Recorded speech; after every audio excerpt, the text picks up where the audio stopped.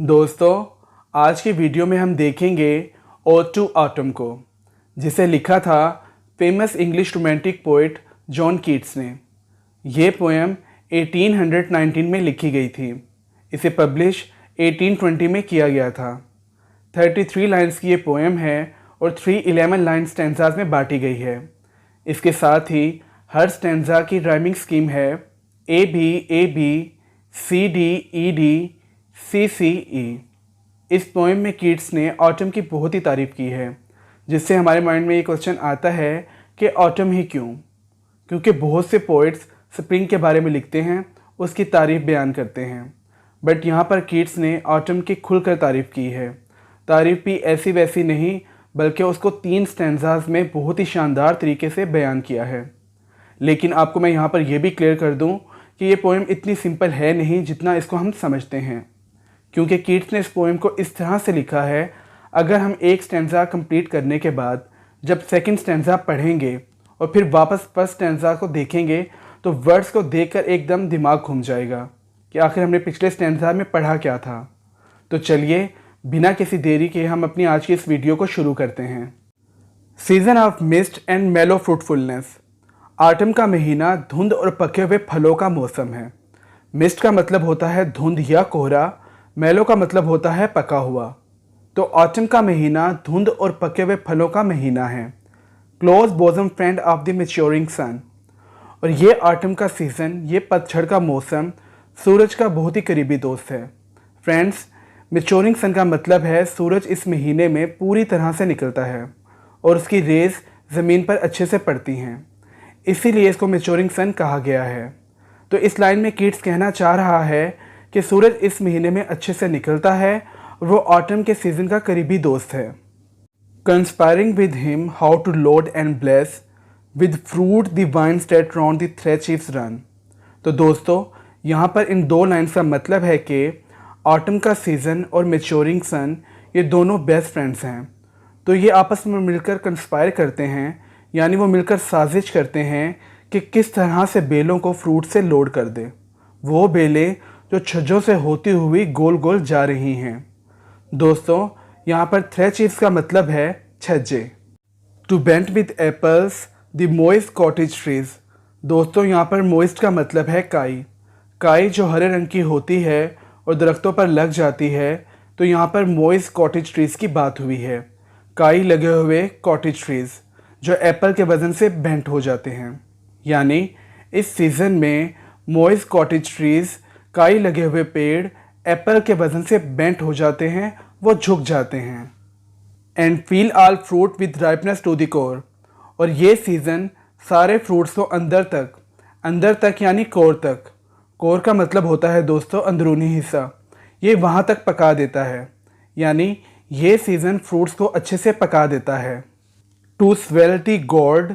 दोस्तों, यहाँ पर गॉड का मतलब है कद्दू और स्वेल का मतलब होता है फुला देना, यानी ये सीज़न कद्दू को फुला देता है। And plump the hazel shells with a sweet kernel. और ये सीज़न हेज़ल फ्रूट को छिलकों तक फुला देता है और उनके अंदर स्वीट कर्नल भर देता है। दोस्तों, यहाँ पर कर्नल का मतलब होता है गिरी। किसी भी फ्रूट के अंदर जो गिरी होती है, यहाँ पर उसकी बात की जा रही है।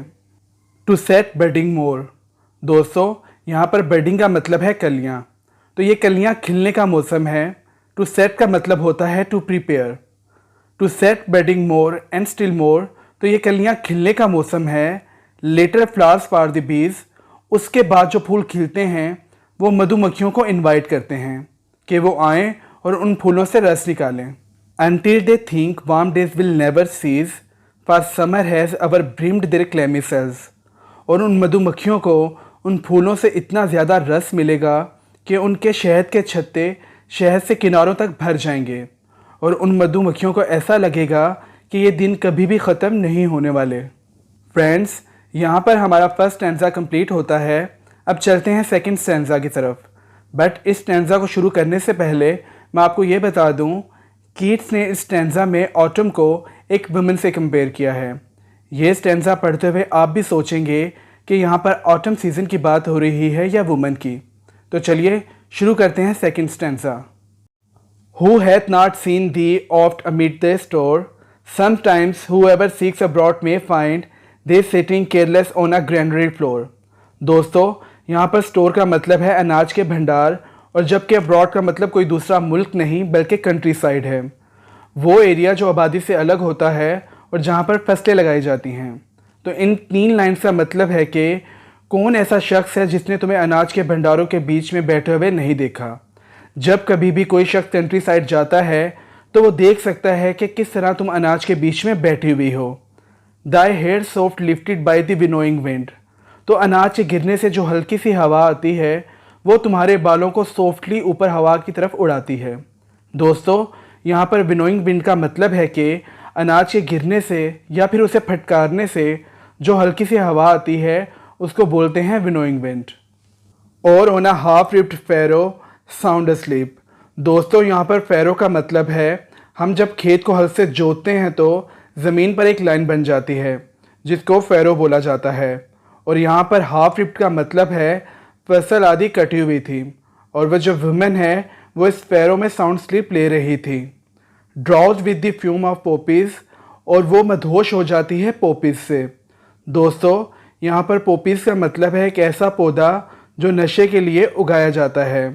While thy hook spare the next swath and all its twined flowers, और जो तुम्हारा हुक है वो अनाज की अगली लाइन को छोड़ देता है जो अनाज अभी फूलों से लिपटा हुआ है।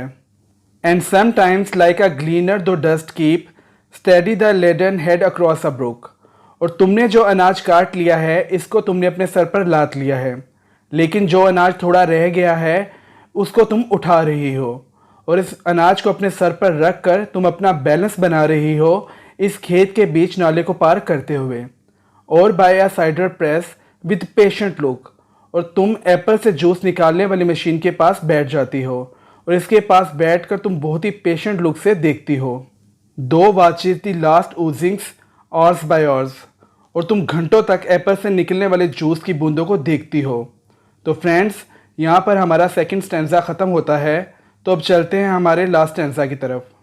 Where are the songs of spring I where are they think not of them thou has the music to.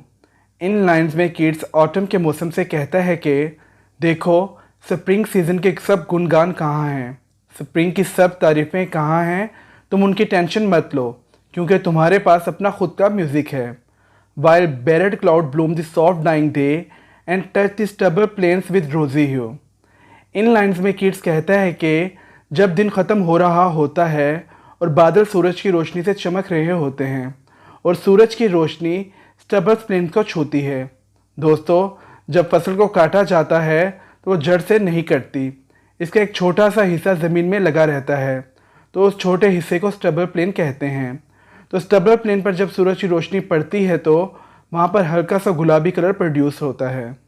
Then in a wailful choir the small gnats mourn among the river swallows. यहाँ poet कहता है कि जब दिन ढल रहा होता है तो ये नट्स नाम का कीड़ा नदी के पास हरियाली में रोने लगता है।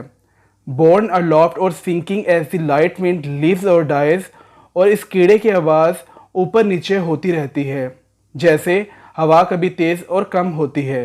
And full ground lamps loud bleed from the hilly born, और पहाड़ी के ऊपर बहती नदी के पास से बकरी के बड़े बच्चे महमहाते हैं, यानी उनकी मैं करने की आवाज़ आती है।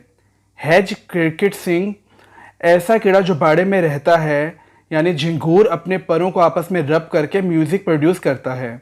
And now with treble soft the red breast whistles from a garden croft and gathering swallows twitter in the skies. दोस्तों, यहाँ पर रेड ब्रेस्ट और स्वेलोज ये दोनों चिड़ियों के नाम हैं। रेड ब्रेस्ट गार्डन के अंदर सीटी बजाता है और जबकि बहुत सारे स्वेलोज आसमान में चहचहाते हैं। तो फ्रेंड्स, यहाँ पर हमारी पोएम कंप्लीट होती है। अगर आपको ये वीडियो अच्छी लगी हो तो इसको लाइक, चैनल को सब्सक्राइब ज़रूर कीजिएगा। मिलते हैं आपसे नेक्स्ट वीडियो में।